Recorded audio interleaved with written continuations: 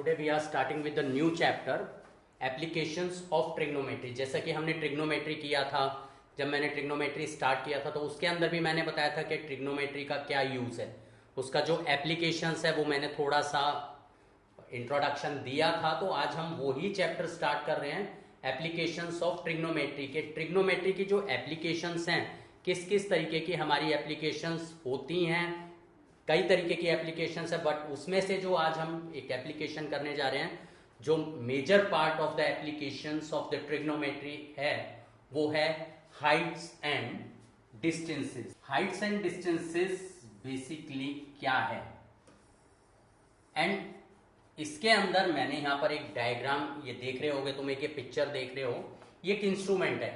ये इंस्ट्रूमेंट क्या करता है, ये इंस्ट्रूमेंट एंगल मेजर करने के लिए यूज किया जाता है। इस इंस्ट्रूमेंट का नाम है थियोडोलाइट।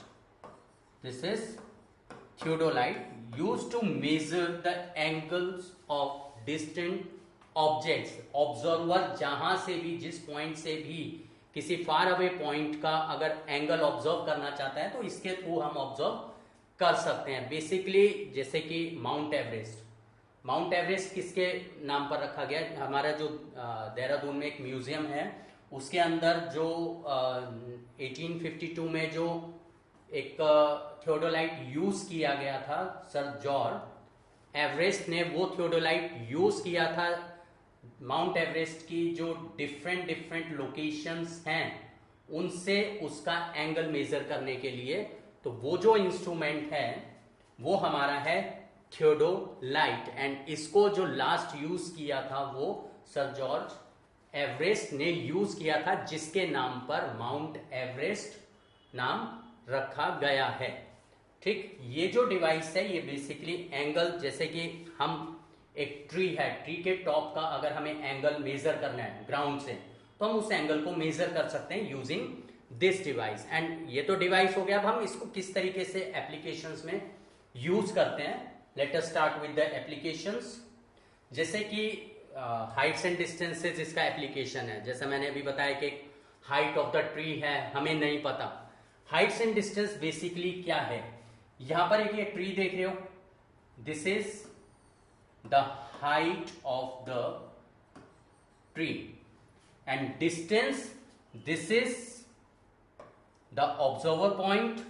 इस ऑब्जर्वर पॉइंट से जो फुट ऑफ द ट्री है, इसका डिस्टेंस कितना है, horizontal distance, this is distance. तो heights and distances basically to measure the height and the distances on the horizontal. इसलिए हम ये जो एप्लीकेशन है इसको हाइट्स एंड डिस्टेंसेस बोलते हैं। जैसे कि ये एक ट्री है हमारा, इस ट्री का अगर हमें हाइट मेजर करना है, हम कैसे मेजर कर सकते हैं?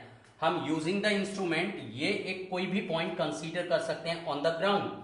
ऑन द पॉइंट ग्राउंड अगर हम एक पॉइंट कंसीडर करते हैं, उसका हम फुट ऑफ द ट्री से डिस्टेंस इजीली मेजर कर सकते हैं, बिकॉज हॉरिजॉन्टल डिस्टेंस हमारे लिए मेजर करना कोई बड़ी बात नहीं है।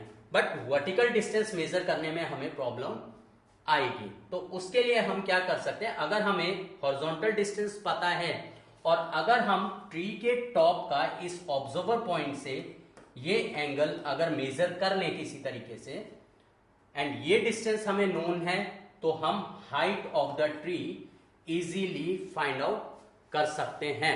कैसे फाइंड आउट करते हैं वो अभी हम आगे करेंगे, बट जो मेन एप्लीकेशन है वो तो समझ में आ गई होगी कि हम किस तरीके से ट्रिग्नोमेट्री का एप्लीकेशन यूज करते हैं। हॉरिजॉन्टल डिस्टेंस अगर हमें पता है, हमें एंगल पता है, हम हाइट इजीली फाइंड आउट कर सकते हैं। तो ये है हमारा जो topic, Heights and distances. Next हम देखते हैं अब जो हमारी टर्म्स जो इसमें यूज होने वाली हैं एप्लीकेशंस में, प्रैक्टिकल प्रॉब्लम्स में, वो क्या हैं। सबसे पहले तो हमारे दो टाइप के एंगल्स होते हैं, उन एंगल्स के बारे में हमें पता होना चाहिए जो हम एप्लीकेशंस में, वर्ड प्रॉब्लम्स में यूज करेंगे। जो डिफरेंट डिफरेंट टाइप्स की हमारी प्रॉब्लम रहेंगी, उसके अंदर हमारा सबसे पहले आता है एंगल ऑफ एलिवेशन।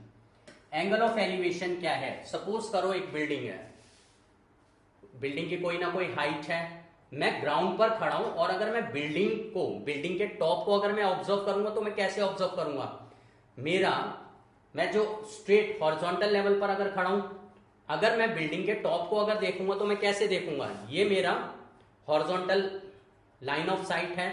उसके बाद मैं अपना लाइन ऑफ साइट को चेंज करूंगा इस तरीके से, एंड बिल्डिंग के टॉप को मैं देखूंगा, यानी नीचे से मैं ऊपर की तरफ देखूंगा। ऊपर की तरफ जो भी हमारा पॉइंट है हाइट ऑफ द बिल्डिंग, उसको मैं अगर देखता हूं नीचे से तो मैं किस एंगल से देखता हूं, मेरा लाइन ऑफ साइट क्या होगा, line joining my eye to the top of the building, जिस पॉइंट को मैं देख रहा हूं अगर मैं उसको ज्वाइन कर दूं तो वो मेरा लाइन ऑफ साइट बन जाएगा, जो कि पहले हॉरिजॉन्टल था बट अब चेंज हो गया as I am watching the top of the building. तो जैसे ये बिल्डिंग है, मैं यहां पर खड़ा हूं, this is the top of the building.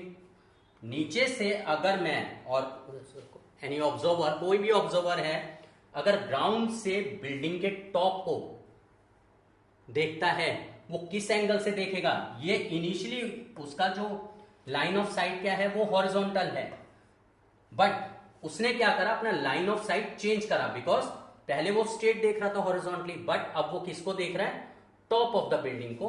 तो ये जो एंगल है, इस एंगल से वो टॉप ऑफ द बिल्डिंग को ऑब्जर्व कर रहा है, यानी वो नीचे से ऊपर की तरफ एंगल को अगर ऑब्जर्व करता है, this angle is known as angle of elevation. This is angle of elevation. तो कैसे हम इसको डिफाइन कर सकते हैं, the angle form by the line of sight, पहले लाइन ऑफ साइट हॉरिजॉन्टल थी बट अब लाइन ऑफ साइट क्या हो गई, line joining the eye of the observer to the point that is to be observe, यानी this is the line of sight जो कि horizontal से चेंज हो गई, किस एंगल से चेंज हो गई, एंगल थीटा से, जो कि हमारा एंगल ऑफ एलिवेशन होगा।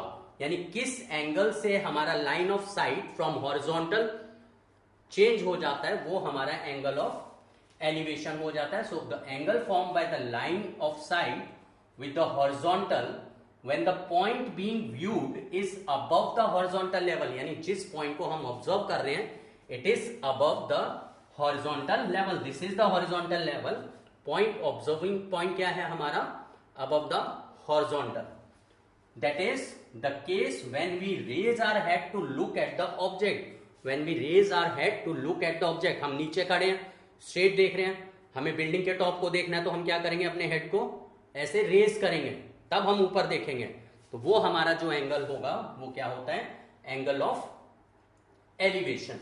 Next is angle of depression. अब हम सेम बिल्डिंग लेते हैं, बट अब पहले हम नीचे खड़े थे, बिल्डिंग के टॉप को ऑब्जर्व कर रहे थे, अब हम कहां पहुंच गए, बिल्डिंग के टॉप पर, यानी जो ऑब्जर्वर है he is on the top of the building. वो बिल्डिंग के टॉप से नीचे कोई कार है, यानी कोई भी पॉइंट है, कोई भी ऑब्जेक्ट है, अगर उसको ऑब्जर्व करता है तो वो कैसे ऑब्जर्व करेगा, सपोज वो बिल्डिंग के टॉप पर खड़ा है, जब वो बिल्डिंग के टॉप पर खड़ा है तो वो उसका लाइन ऑफ साइट क्या होगा, हॉरिजॉन्टल होगा, पैरेलल टू द ग्राउंड। फिर उसके बाद वो क्या करेगा, बिल्डिंग से नीचे देखना स्टार्ट करेगा, कैसे, अभी उसका लाइन ऑफ साइट क्या है, ऐसे straight top of the building पर, लेकिन जब वो नीचे देखना स्टार्ट करेगा तो वो ऐसे देखेगा, डाउन जाएगा, यानी he has to down his head, मतलब ऐसे देख रहा है, उसके बाद वो ऐसे नीचे देखेगा, right. The angle form by the line of sight with the horizontal when the point is below the horizontal level, यानी this is the horizontal level, ये हमारा हॉरिजॉन्टल लेवल है, जो पॉइंट है observing point is below the horizontal level.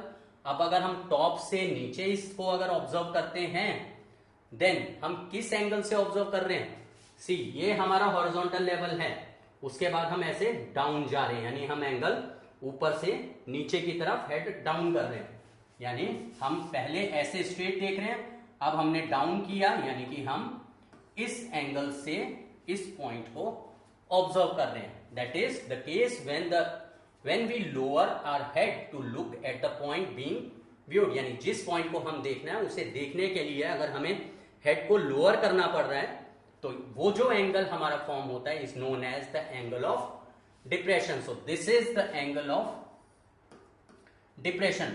But जब हम question solve करते हैं, अगर क्वेश्चन में angle of depression word given है तो हमें यहां पर एंगल मार्क करना जरूरी है. ये हमारा हॉरिजॉन्टल है एंड दिस इज टॉप पर हमारा हॉरिजॉन्टल लेवल जो कि पैरेलल है. This is the angle of depression. तो जब भी एंगल ऑफ डिप्रेशन आएगा ऊपर एंगल मार्क करना जरूरी है, अदरवाइज मार्क्स कट होते हैं. बट जब हम क्वेश्चन सॉल्व करेंगे, सिंस दे आर पैरेलल, तो ऑल्टरनेट इंटीरियर एंगल से अगर ये एंगल थीटा है तो ये एंगल भी हमारा थीटा बन जाएगा और हम ट्रायंगल को ठीक उसी तरीके से सॉल्व करेंगे जैसे हम जनरली सॉल्व करते हैं. But in case of angle of depression you have to mark the angle of depression on the top. तो ये है हमारे दो टाइप के एंगल जो हम इसमें यूज करेंगे, angle of elevation and angle of depression. Next हम आगे बढ़ते हैं. अब जब भी हम अपनी प्रॉब्लम्स को सॉल्व करेंगे तो सॉल्व करने के लिए हमारे की पॉइंट्स क्या होंगे. हमारे जो की पॉइंट्स होंगे, सबसे पहली चीज, जब भी हम ट्रिग्नोमेट्री अप्लाई करते हैं, it is in the right angle triangle. Trigonometry हमारी राइट एंगल ट्रायंगल में अप्लाई होगी. ए बी सी, ये हमारा कोई ना कोई एंगल होगा थीटा. थीटा के opposite side is perpendicular, this is base and this is hypotenuse. ये हमारी थ्री साइड्स होते हैं. Trigonometry basically the ratio of the three sides, मतलब ratio of two sides taken together. तीन में से दो का अगर हम रेशियो निकालते हैं वही हमारा ट्रिग्नोमेट्री है. तो जब भी हम प्रॉब्लम सॉल्व करेंगे हाइट्स एंड डिस्टेंसेस की, तो हम हमेशा कौन सी रिलेशन लेकर चलेंगे, required side and known side की रेशियो. मतलब रिक्वायर्ड साइड यानी जो चीज हमसे पूछी गई है, एंड नोन साइड जो चीज हमें गिवन है. तो हम हमेशा ratio required side upon known side लेकर चलेंगे, यानी जो भी चीज हमें पूछी गई है वो ऊपर एंड जो भी चीज हमें गिवन है वो हम नीचे लेकर चलेंगे. जैसे कि अगर मैं इस केस में लेकर चलता हूं, सपोज बेस मुझे गिवन है 60 metres, perpendicular we have to find, and ये एंगल 60 डिग्री गिवन है. तो हमेशा क्या लेकर चलना है, रिक्वायर्ड साइड. रिक्वायर्ड साइड हमारी क्या है, A B. Ratio known side, known side क्या है 60, equal to what, a certain trigonometric ratios of a known angle. जो भी एंगल हमें पता है उसकी जो भी ट्रिग्नोमेट्रिक रेशियो आती है, like here in this case AB is perpendicular and BC is base. तो परपेंडिकुलर अपॉन बेस इज 10. तो ट्रिग्नोमेट्रिक रेशियो हमारी क्या बन गई यहां पर 10, और नोन एंगल हमारा क्या है 60 degree. This is the known angle and ratio हमारी क्या बन गई 10. So this is equal to 10 60 degree. तो AB हमारा किसके इक्वल हो जाएगा 60 मल्टीप्लाइड बाय 10. 60 degree is √3. इसको मल्टीप्लाई करके हमारा जो है वो आंसर आ जाएगा. अभी मैं इसको पूरा नहीं सॉल्व कर रहा, अदरवाइज √3 का वैल्यू प्लेस करके चलना है, पूरा आंसर निकालना है. बट मैं अभी जस्ट कंसेप्ट डिस्कस कर रहा हूं. तो जब भी हम ट्रिग्नोमेट्री की वर्ड प्रॉब्लम सॉल्व करेंगे, we always take the ratio of the required side to the known side, and जो भी उसका ट्रिग्नोमेट्रिक रेशियो बनेगा विद इट्स नोन एंगल वो हम लेकर चलेंगे. एंड दूसरी चीज, एक और की पॉइंट है कि क्वेश्चन में जितने भी एंगल गिवन होंगे, हो सकता है कि दो एंगल ऑफ एलिवेशन गिवन हो, एंगल ऑफ डिप्रेशन गिवन हो, एंगल ऑफ एलिवेशन गिवन हो. तो अगर सपोज दो एंगल्स अगर हमें क्वेश्चन में गिवन है, तो इसका मतलब दो ट्रायंगल्स, दो राइट ट्रायंगल्स हमेशा फॉर्म होंगे, and we have to use both the triangles. यानी जितने भी एंगल्स क्वेश्चन के अंदर गिवन होंगे, हमारे उतने राइट ट्रायंगल्स फॉर्म होंगे, एंड उतने राइट ट्रायंगल्स को हमें यूज करना पड़ेगा अपनी प्रॉब्लम को सॉल्व करने के लिए. ये हमारा सेकंड की पॉइंट है.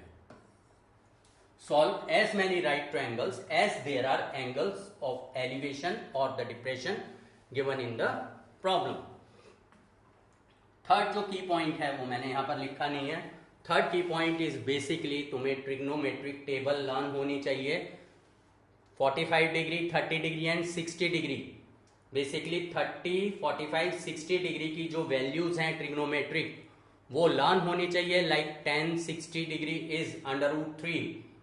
tan 30 degree is 1/√3।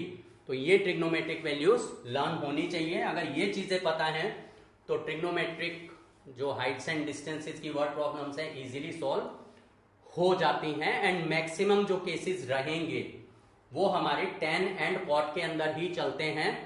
Sine cos use हो सकता है जब हमें ये गिवन हो कि भाई रोप गिवन है, पोल से एक रोप हमने टाई कर दी, रोप की लेंथ, यानी जब भी हमें कोई फिजिकल क्वांटिटी हाइपोटेन्यूज अगर as a physical quantity given होगा तभी हम साइन कॉस वगैरह यूज करते हैं। अदरवाइज हमारा जो मैक्सिमम यूज है वो सिर्फ tan theta and cot theta with angles 30 degree, 45 degree and 60 degree, ये हमारा मैक्सिमम यूज होता है। तो ये हमारे जो 3 की पॉइंट्स हैं ये पता होने चाहिए। अगर ये पता है तो इजीली वर्ड प्रॉब्लम्स हम सॉल्व कर सकते हैं। तो नेक्स्ट अब हम आगे बढ़ते हैं फर्स्ट एग्जांपल पर, किस तरीके की प्रॉब्लम्स होती हैं। Like here in this case the shadow of a building is 20 meters long when the angle of elevation of the sun is 60 degree. Find the height of the building. Angle of elevation मतलब हम यहां से observe कर रहे हैं, नीचे से ऊपर देख रहे हैं। हमने नीचे से ऊपर देखा, कितना है? Angle of elevation of the sun is 60 degree. Sun का एंगल ऑफ एलिवेशन कितना है? 60 डिग्री विद द बिल्डिंग। हमें क्या फाइंड आउट करना है? Height of the building. This is the height of the building जो कि हमें फाइंड आउट करनी है। एंड हमें क्या गिवन है? शेडो गिवन है। बिकॉज सन अगर ऊपर होगा तो जो बिल्डिंग की शेडो है वो क्या फॉर्म होगी? This will be the shadow of the building, जो हमारी शेडो फॉर्म होगी। ये हमें गिवन है। कितनी है? Shadow of a building is 20 metres long, यानी सन का जो ऑल्टीट्यूड है वो 60 डिग्री है एंड जो बिल्डिंग है उसका शेडो 20 मीटर्स है। हमें बिल्डिंग का हाइट फाइंड आउट करना है कि कितने इजीली हम फाइंड आउट कर सकते हैं। बिकॉज हॉरिजॉन्टल डिस्टेंस तो हम मेजर कर सकते हैं इजीली ग्राउंड पर। हाइट हमें मेजर करने में दिक्कत आएगी तो हम क्या करते हैं, सन का जो ऑल्टीट्यूड है वो मेजर कर लेते हैं, एलिवेशन कितना है। जैसे यहाँ 60 डिग्री है, अब हम easily height of the building find out कर सकते हैं। तो हम इसको लेबल कर देते हैं ए बी सी। बिल्डिंग जो है ग्राउंड पर परपेंडिकुलर होगी तो इसके अंदर स्टेटमेंट लिखनी भी जरूरी होती है, जैसे कि बिल्डिंग का हाइट निकालना है। So we assume let height of the building B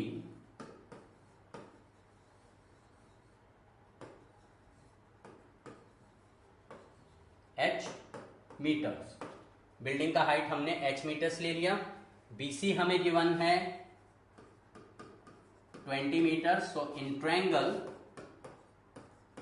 ABC हमें क्या रेशो लेकर चलनी होती है? Required side ratio known side. Required side is AB। जब भी, जैसे मैंने यहां पर तो डायग्राम बना दिया बिल्डिंग का, तुम्हें बिल्डिंग ड्रॉ नहीं करनी है। मैं आज जितने एग्जांपल्स कराऊंगा उसके अंदर मैं पिक्चर्स लेकर चलूंगा, बट उसके बाद मैं जितने भी क्वेश्चंस कराऊंगा उसमें मैं सिर्फ रे डायग्राम यूज करूंगा, लाइन डायग्राम। जैसे कि ये ट्रायंगल है, मैं सिर्फ ट्रायंगल फॉर्म करूंगा आज, क्योंकि मैं इसका प्रैक्टिकल यूज बता रहा हूं इसलिए मैं रियल पिक्चर्स यूज करके चल रहा हूं। उसके बाद मैं रियल पिक्चर्स यूज नहीं करूंगा, ना ही तुम्हें यूज करनी है। अगर बिल्डिंग गिवन है तो बिल्डिंग ड्रॉ करने की जरूरत नहीं है। बिल्डिंग हम किससे रिप्रेजेंट करेंगे? जस्ट लाइन से, जो कि हमारा ए बी। और यहां पर भी हम लाइन डायग्राम ही यूज कर रहे हैं triangle.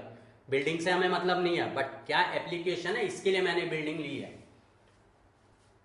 In triangle ABC, AB is the required side and BC is known and perpendicular to the base is 10 and known angle is 60 degree. Values place करें। AB is h, BC is 20, tan 60 is √3। So h is equal to 20 into √3। √3 का value place कर दें। 20 into 1.73, 1.73 भी ले सकते हो, 1.732 भी ले सकते हो, 1.73 लोगे एक आंसर आएगा, 1.732 से आंसर निकालोगे वो ज्यादा एक्यूरेट होगा देन 1.73।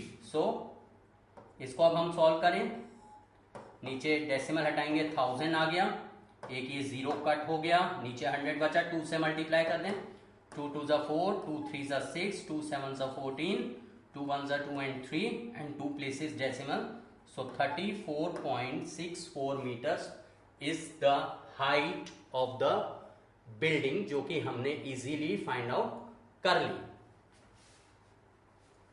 जो हमारा नेक्स्ट एग्जांपल है, a ladder against a vertical wall. See, this is the vertical wall.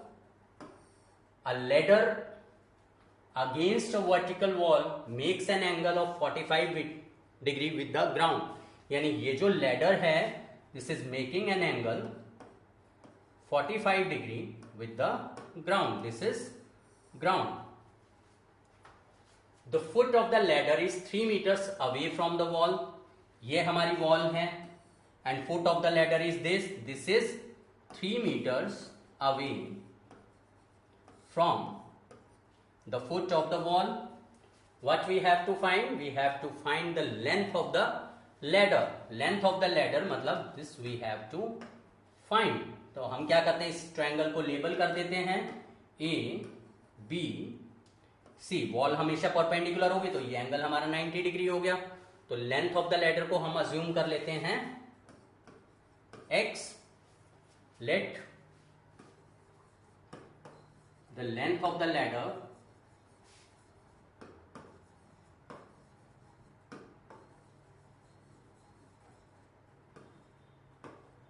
be x meters. See हम हमेशा क्या, पहले तो ये ट्रायंगल ले लेते हैं, in triangle A B C, required side is AC, AC is required and given is BC। See, ये एंगल है, ये परपेंडिकुलर हो गया, this is hypotenuse, this is base. Hypotenuse upon base किसके इक्वल होता है? Hypotenuse upon base is equal to sec and known angle is 45 degree. So AC is what? X, BC is 3 meters, sec 45 degree is reciprocal of cos 45, that is √2. So X is equal to 3√2 meters। पूरा calculate करेंगे, 3 into 1.414। So answer is 3 4s are 12, 3 1s are 3 and 1 4, 3 4s are 12, 3 1s are 3 and 4 and ये point आ गया। So this is 4.242 meters is the length of the ladder। See in example 3। Example 3 जो है, मैंने जैसे कि मैंने बताया था कि एक की पॉइंट कि जितने भी एंगल्स हमें गिवन होंगे हम उतने राइट ट्रायंगल्स फॉर्म करते हैं एंड उन्हें सॉल्व करते हैं। उस पर बेस मैंने ये क्वेश्चन लिया जिसके अंदर हमारे पास 2 एंगल्स ऑफ एलिवेशन होंगे। क्वेश्चन देखते हैं हम क्या है। A vertical tower stands on a horizontal plane. See, this is the horizontal plane BC and a vertical tower stands on the horizontal plane. This is the tower, इसको मैं AB, AB is the tower and is surmounted by a flagstaff of height 4 meter। flagstaff मतलब flag पोल है जिसका height कितना है 7 metre. जो vertical tower is surmounted bye a flag stuff. Flag staff को मैं ले लेता हूं AD। AD is the flag stuff और फ्लैग स्टफ का हमें हाइट कितना गिवन है 7 मीटर्स। यानी कि यहां से यहां तक जो AD है ये हमें 7 मीटर्स गिवन है। इसको हम नोट डाउन कर लेते हैं। AD is equal to 7 meters। At a point on the plane, at a point on the plane, the angle of elevation of the bottom of the flagstaff is 30 degree। bottom of the flagstaff ये है जो कि top of the tower है, यानी कि A से जो angle of elevation है वो कितना है 30 degree। the angle of elevation of the bottom of the flagstaff is 30 degree। bottom of the flagstaff angle of elevation is 30 degree and that of the top of the flagstaff is 45 degree। top of the flagstaff is this। इस point से फ्लैगस्टफ के top का angle कितना है 45 degree, this is 45 degree. मतलब इस point से, observing point से अगर हम देखते हैं, this is the observing point, यहां से अगर हम देखते हैं जो bottom of the flag stuff है उस पर एंगल 30 डिग्री आ रहा है, फिर हम थोड़ा और ऊपर देखते हैं top of the flag staff को, एंगल चेंज हो गया 45 डिग्री। हमें फाइंड आउट करना है हाइट ऑफ द टावर, यानी this we have to find, ये हमें फाइंड आउट करना है। तो let the height of the tower be h metres, let the height of the tower be h meters, ये हमने लिया। अब हमें क्या करना है, हमारे पास दो एंगल ऑफ एलिवेशन है, यानी कि दो राइट ट्रायंगल्स हमें यूज करने पड़ेंगे। हम BC को भी अज्यूम कर लेते हैं x से, एक h हो गया और एक x हो गया। हमारे दो राइट ट्रायंगल, एक ABC फॉर्म हो रहा है एंड एक DBC फॉर्म हो रहा है। तो वन बाय वन हम दोनों ट्रायंगल्स को लेकर चलेंगे और दोनों को सॉल्व करेंगे। पहले हम ट्रायंगल ले लेते हैं ABC। इन ट्रायंगल ABC हमें क्या लेना होता है, रिक्वायर्ड अपॉन नोन, बट यहां पर तो दोनों ही अननोन है, तो दोनों की ही रेशियो लेकर चलते हैं बिकॉज इसका लाइन ऑफ साइट का कोई यूज नहीं है। तो हम क्या लेते हैं, AB upon BC। AB upon BC is AB is perpendicular upon base is what, 10 and known angle is 30 degree. AB कितना है हमारा, h, BC is x हमने अज्यूम करा, is equal to 10 30 1 by under root 3। तो इससे हमारा जो h है वो x अपॉन अंडर रूट 3 के इक्वल आ गया। अब हम क्या करते हैं, सेकेंड ट्रायंगल यूज करते हैं इन ट्रायंगल DBC, क्योंकि जितने एंगल्स हैं उतने राइट ट्रायंगल्स हमें यूज करने पड़ेंगे। इन ट्रायंगल DBC एक ये ले लेते हैं h+7 BD,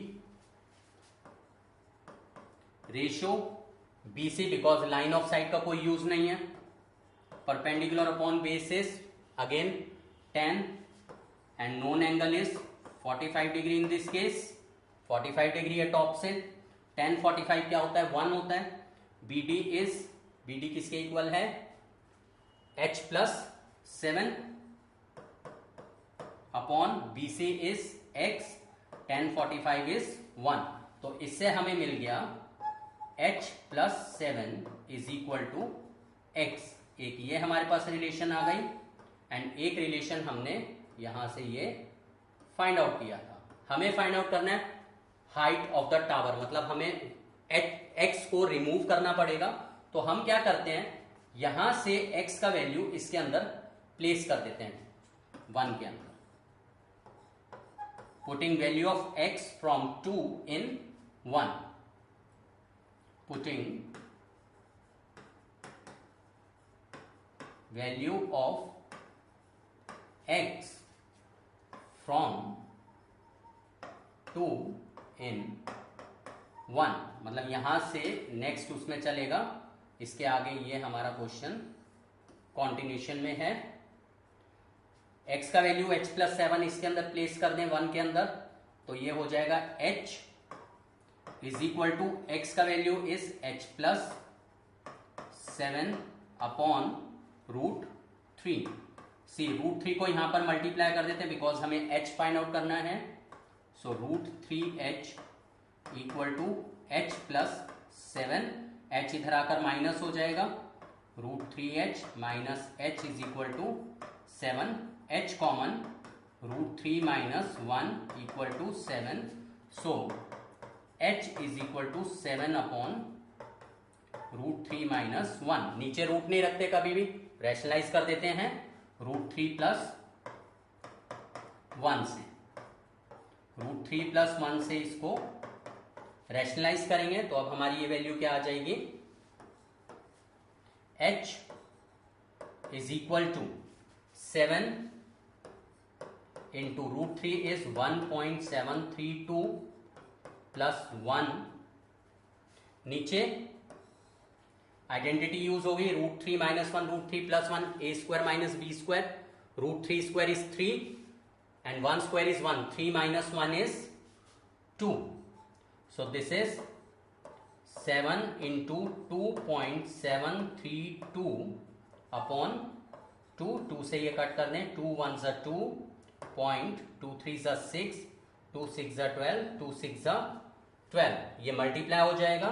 so answer is 7 6 are 42, 4 7 6 are 42, 42 and 4 is 46, 4 7 3s are 21 and 4 25, 7 1s are 7 and 2 9 and 3 place decimal. ये हमने डेसिमल लगा दिया. इसका मतलब जो हाइट ऑफ द टावर है वो हमारी कितनी आ गई. Therefore height of the tower is 9.562 metres. ये हमारा आंसर आ गया. तो इस क्वेश्चन में हमने देखा कि इस क्वेश्चन के अंदर हमें 2 एंगल्स गिवन थे. जैसा कि मैंने की पॉइंट में बताया था कि जितने भी एंगल्स गिवन होंगे हमें उतने राइट ट्रायंगल्स फॉर्म करने हैं एंड उतने राइट ट्रायंगल्स जो हमारे फॉर्म होंगे हम उनको यूज करेंगे अपनी प्रॉब्लम को सॉल्व करने में. तो उसी तरीके से हमने वही फॉर्मेट लिया और इस क्वेश्चन को सॉल्व किया है. आज जो हमने क्वेश्चंस करे, 3 हमने एग्जांपल्स जो करे हैं, इसके अंदर मैंने जो भी टावर थी, फ्लैग स्टफ था, फ्लैग था, मैंने रियल पिक्चर्स यूज करी हैं. बिल्डिंग थी, मैंने बिल्डिंग यूज करी है. But from the next time जो भी हम क्वेश्चन सॉल्व करेंगे उसके अंदर मैं रियल पिक्चर्स ड्रॉ नहीं करूंगा. विल ओनली ड्रॉ द रे डायग्राम, यानी लाइन डायग्राम्स हम ओनली यूज करेंगे एंड उन्हें यूज करके हम क्वेश्चंस को सॉल्व करेंगे. जैसे कि अगर बिल्डिंग होगी तो बिल्डिंग के लिए हम सिर्फ उसकी हाइट यानी कि लाइन सेगमेंट ड्रॉ करके चलेंगे.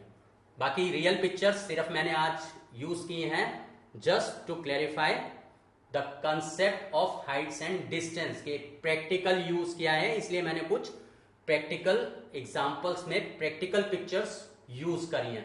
तो नेक्स्ट टाइम हम इसके और एग्जांपल्स करेंगे. तब तक अपना जो ये की पॉइंट्स हैं ये अच्छे से लर्न कर लेना.